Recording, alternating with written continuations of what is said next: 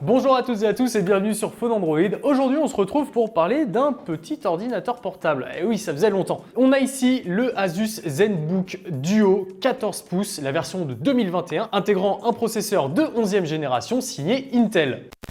Vous le savez, généralement quand je parle d'un produit, j'aime bien avant de faire un petit tour de ce qui se passe dans la boîte. Et c'est donc ce qu'on va faire dès maintenant avec, pour commencer évidemment, le chargeur qui sera juste ici, avec une prise USB-C d'un côté et l'adaptateur secteur de l'autre. À noter que là, on a une prise américaine, mais c'est normal, c'est l'une des toutes premières versions qui sont disponibles pour les tests. Vous inquiétez pas, si vous achetez le même, vous aurez bien une prise européenne. Vous retrouverez également un stylet. Mais oui, ils sont pas pauvres en accessoires chez Asus. Vous aurez directement un stylet pour pouvoir dessiner sur la dalle tactile, mais vous allez comprendre pourquoi. On va rentrer dans les détails très bientôt. Toujours en continuant au niveau des accessoires, on aura même le droit à une belle pochette de transport en simili-cuir un peu brossé comme ça, et avec des surpiqûres orange tout autour. Du plus bel effet, très classe, très sobre.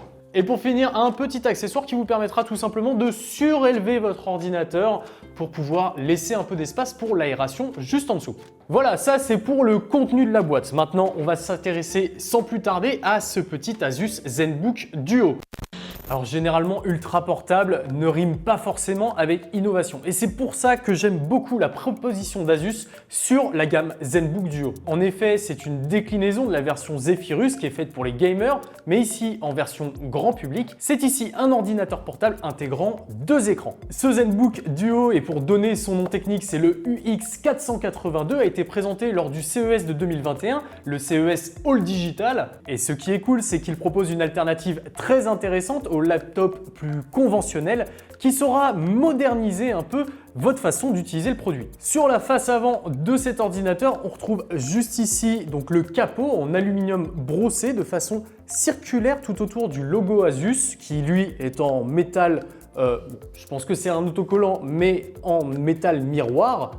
Sur le dessous de l'appareil, on retrouvera un petit espace de ventilation ainsi que deux espaces de sortie pour le son pour les haut-parleurs. C'est vraiment quand on va ouvrir cet ordinateur que ça va devenir intéressant. Je vous laisse découvrir la magie. Deux écrans. Un premier écran de 14 pouces et un second écran tout aussi large que le premier, mais beaucoup moins large comme vous vous en doutez. Sur la tranche gauche de l'appareil, on retrouvera un port HDMI ainsi que deux ports USB qui vous permettront et pour la recharge et pour la synchronisation de données. Et sur la tranche droite, on retrouvera un port USB type A, une prise mini jack 3.5 en format TRRS qui vous permettra de connecter un micro casque. Et pour finir, et ça c'est très intéressant, un petit port de carte micro SD. Un petit point sur les dimensions puisqu'on est quand même là sur un ultra portable, 222 mm de large pour 324 mm de long et seulement 16,9 mm d'épaisseur. Le tout dans un poids de 1,6 kg. Comme vous pouvez le voir, on a ici déjà la dalle principale de 14 pouces, mais également la dalle secondaire. Évidemment, on parlera un peu plus des détails juste après dans la vidéo. Et juste ici, l'espace clavier plus trackpad. J'ai quelques soucis avec ce trackpad. Évidemment, on peut le voir à cause de l'intégration du screenpad. On se retrouve avec un tout petit trackpad. On n'a plus tellement l'habitude aujourd'hui de travailler sur des espaces aussi petits. Chose à savoir, évidemment, vous pourrez transformer ce screenpad directement en trackpad pour pouvoir l'utiliser avec votre main et naviguer sur votre clavier de façon beaucoup plus naturelle, ce qui en ferait donc le plus grand trackpad qu'on peut avoir aujourd'hui sur le marché. Mais de façon générale, je vous conseillerais quand même de l'utiliser directement avec une souris filaire, ce sera beaucoup plus simple pour naviguer. On va rentrer un peu plus dans les détails et on va s'attaquer pour commencer à cette dalle-là, la première, la principale, qui est une dalle de 14 pouces comme je vous l'ai dit, mais qui a une résolution de 1920 par 1080, Full HD donc. On est là sur une dalle IPS avec un taux de contraste de 1500:1, des couleurs très vives, très chatoyantes, qui couvrira d'ailleurs l'ensemble de l'espace colorimétrique sRGB. D'ailleurs, on l'a testé à la sonde et je peux vous dire que les résultats étaient pépite. Cet écran est d'ailleurs validé par Pantone et bénéficie également de la certification TÜV Rheinland qui permet de savoir s'il émet beaucoup ou pas de lumière bleue. Évidemment, là ce n'est pas le cas. Vos yeux seront protégés. Juste ici, au sommet de l'écran, on retrouvera deux petits capteurs et en fait, ça vous permettra tout simplement d'utiliser le système de déverrouillage Windows Hello. C'est un capteur infrarouge assisté par la webcam de cet ordinateur qui sera une webcam un peu faiblarde en qualité. On pourra compter que sur une définition de 720p. On va passer maintenant à la zone intéressante de cet ordinateur, le ScreenPad Plus. C'est un écran de 1920 par 515 pixels qui vous permettra tout simplement de compléter l'écran principal. Les deux dalles d'ailleurs sont tactiles, ont à peu près la même performance. Les deux écrans ont à peu près le même rendu en couleur, même si celui du haut est quand même un peu plus précis quand même. De base, le ScreenPad Plus, quand vous allumez l'ordinateur pour la première fois, sera en économie d'énergie. Et ça peut présenter un petit souci au niveau de la luminosité, notamment quand vous serez penché comme ça. Je vous invite donc, via les réglages, à le désactiver pour avoir quelque chose de plus cohérent entre les deux écrans. À l'utilisation, rien à redire, ce sont deux excellents écrans qui sont confortables à utiliser, d'autant plus que les deux sont tactiles, très réactifs et très pratiques à utiliser au quotidien. Alors, plusieurs choses à dire sur ce deuxième écran, le ScreenPad Plus comme l'appelle Asus. Première chose, quand vous ouvrez l'ordinateur, il se déplie automatiquement pour laisser un espace entre la base de l'ordinateur et l'écran, le ScreenPad Plus en lui-même. Ce qui va permettre de ventiler beaucoup mieux l'ordinateur et améliorer de ce fait l'airflow général. C'est là que vient un premier détail que j'aimerais suggérer à Asus pour une amélioration future. J'aurais bien aimé pouvoir moi-même gérer l'inclinaison de cet écran, histoire de pouvoir moduler par rapport à mon installation, à moi, et pas celle seulement de l'ordinateur. Au-delà d'être un écran tactile secondaire, le ScreenPad Plus offre en fait beaucoup de fonctionnalités qui ont été intégrées directement par Asus via une petite surcouche. Et je vais en faire un petit tour pour vous expliquer un peu tout le potentiel de cette proposition qu'Asus nous fait sur ce ZBook Duo. Vous aurez déjà la possibilité d'utiliser le ScreenPad Plus comme un trackpad pour solutionner ce souci de tout petit trackpad qui est sur le côté du clavier.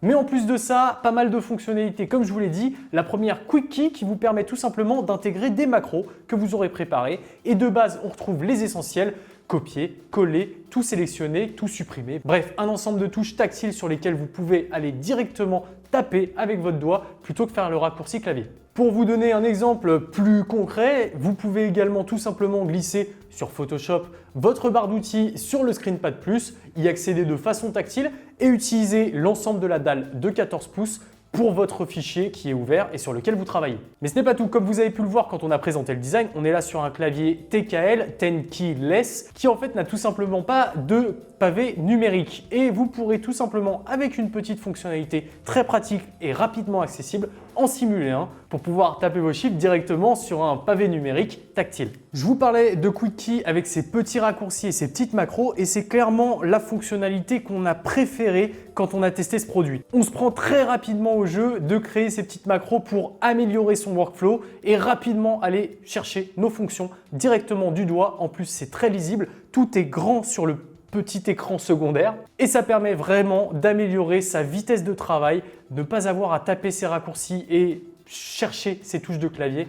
C'est vraiment très pratique. Une autre fonctionnalité très intéressante que propose Asus sur ce ScreenPad Plus, c'est la possibilité de créer des espaces de travail. Grosso modo, vous allez pouvoir configurer les différentes applications et leur position sur les deux écrans. Mettons votre traitement de texte en haut et là en bas une vidéo sur YouTube, et pour finir les mails en bas. Eh bien, vous pourrez prendre une capture de cet ensemble d'applications et grâce à un seul bouton, tout démarrer et tout positionner aux endroits indiqués. Ça permet du coup d'un seul clic de pouvoir démarrer sa journée. Vous allumez l'ordinateur, vous choisissez votre espace de travail que vous aurez pré-enregistré au préalable et vous êtes paré pour votre journée.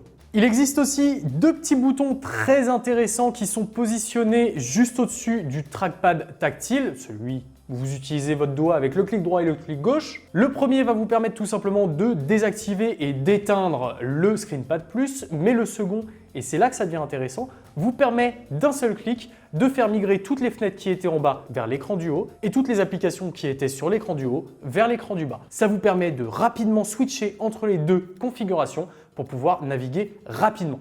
Si je devais vraiment résumer ce que je pense de ce trackpad, il est vraiment agréable à utiliser et propose vraiment quelque chose de fort, de moderne, qui promet de beaux jours à l'avenir du laptop, en tout cas ceux proposés par Asus.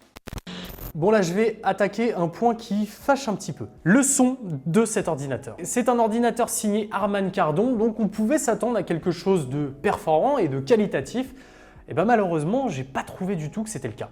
Les aigus sont criards et les basses manquent cruellement. Je ne sais pas si c'est un problème sur ce modèle précisément, modèle qu'on a eu pour le test ou si c'est une généralité sur l'ensemble des ordinateurs, mais en tout cas, c'était vraiment pas bon. Je vous conseille vraiment, si vous voulez profiter de la musique que vous écouterez, déjà de ne pas pousser à plein volume parce que ça sature très vite, mais surtout d'utiliser un casque Bluetooth ou une enceinte connectée pour pouvoir diffuser du son sur des haut-parleurs plus performants. Deuxième point négatif, il se situe là. C'est ça le problème. Évidemment, poser un ScreenPad Plus oblige de réduire tout cet espace disponible pour le clavier et le trackpad. Et on se retrouve avec des touches réellement plus petites que ce qu'on a l'habitude de voir sur le marché, avec des touches directionnelles qui sont toutes rikiki et un trackpad qui donne pas envie. C'est vraiment beaucoup plus petit que ce qu'on a l'habitude de trouver sur des MacBook ou sur des MateBook de Huawei qui ont généralement un trackpad très généreux et des claviers assez grands pour pouvoir taper dessus. Le souci du trackpad est, comme on l'a cité précédemment, rapidement solutionné avec la possibilité de transformer toutes ces surfaces en trackpad. Et donc si on active cette fonctionnalité, on se retrouve donc avec ce qu'on peut appeler le plus grand trackpad du marché. Et pour le clavier, c'est surtout une question de temps pour prendre l'habitude de frapper dessus. C'est pas des vrais problèmes qui sont vraiment handicapants au quotidien, c'est plutôt un besoin de prendre le temps de s'approprier ce matériel. Bon, le ZenBook Duo, il est beau, mais est-ce qu'il est puissant? Eh bien, permettez-moi de vous dire que c'est pas mal du tout. On se retrouve là avec un processeur Intel de 11e génération, un i7 d'ailleurs, le i7 1165 G7, qui est un quad-core fréquencé à 2,8 GHz et qui peut monter jusqu'à 4,7 GHz en mode turbo. Il est épaulé par 32 Go de RAM de LPDDR4X. Ça vous permet de lancer beaucoup d'applications et d'avoir clairement de la marge au niveau de la mémoire vive. Mais attention, on est sur 32 Go de RAM sur la version qu'on a ici entre les mains. Sachez qu'il sera également disponible en 16 Go de RAM, ce qui vous permettra, selon vos besoins, d'économiser un peu d'argent. Dans cette configuration, pas de carte graphique. Sachez par contre qu'il existe une version intégrant une MX 450 de chez Nvidia. Ici, toute la partie graphique sera gérée directement par le processeur avec l'intégration nouvelle de la technologie Iris Xe. Et pour finir, parlons rapidement du stockage. Sur notre version juste ici, c'est 1 Tera de mémoire qui est disponible et c'est du SSD NVMe M2 s'il vous plaît. Bon, vous l'aurez compris avec ce petit tour de la fiche technique, mais aussi avec l'absence de la carte graphique, les jeux les plus gourmands seront à proscrire. Cependant, l'ensemble i7 de 11e génération, épaulé par 32 Go de RAM, offrira de très belles performances, notamment en applicatif. Par exemple, pour du montage photo, vous pourrez y aller sans trop de soucis. C'est un peu moins vrai pour le montage vidéo. Dans l'absolu, si vous ne demandez pas à votre processeur de monter de la 4K à 60 images par seconde, ça devrait aller pour des petits métrages, mais je vous conseille plutôt de vous orienter vers une version un peu plus onéreuse intégrant une carte graphique si vous voulez vraiment faire du montage vidéo avec cette config. Côté batterie, on a là un accumulateur de 70 Wh qui vous permettra sans trop de soucis de tenir 6-7 heures en activant les performances maximales sur votre ordinateur. Si vous êtes plus économe et que vous vous mettez en économie d'énergie, vous pourrez tenir, comme l'annonce le constructeur, 17 heures et même un peu plus, jusqu'à 18 heures ici sur les tests. Dans le cadre des tests, je voulais juste vous préciser qu'on a fait un peu de visio, un peu de traitement de texte, un peu de VOD sur Internet, un peu de jeux vidéo directement intégrés dans le navigateur. Bref, une utilisation polyvalente comme je vous l'ai dit et pas trop gourmande. Côté recharge, il faudra compter quasiment 2 heures pour recharger votre batterie avec l'adaptateur secteur 65 watts fourni. On n'est pas là sur une recharge rapide, donc il faudra prendre le temps de le faire soit le soir, soit pendant la pause repas. Côté connectivité, vous aurez le droit à ce qu'il y a de plus classique aujourd'hui, Wi-Fi 6, donc la norme AX, mais également Bluetooth 5.0. Malheureusement, pas de prise Ethernet, mais si vous connectez un petit adaptateur, il n'y aura pas de souci. Pour finir, on va parler facture, on va parler argent. Le prix de ce ZenBook Duo 2021 en 14 pouces, il est proposé à partir de 1 799 €. Pour conclure sur cet ordinateur, je peux que vous dire que c'est une excellente surprise. L'écran est de très bonne facture, les performances sont au rendez-vous. Le ScreenPad Plus est un vrai plaisir à découvrir et à utiliser au quotidien.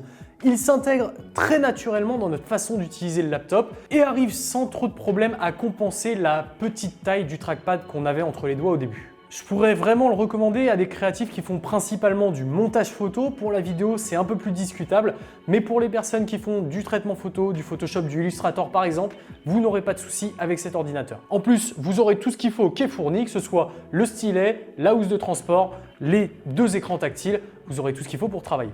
Voilà pour ce petit tour du Asus ZenBook 14 pouces, le nom de code UX482.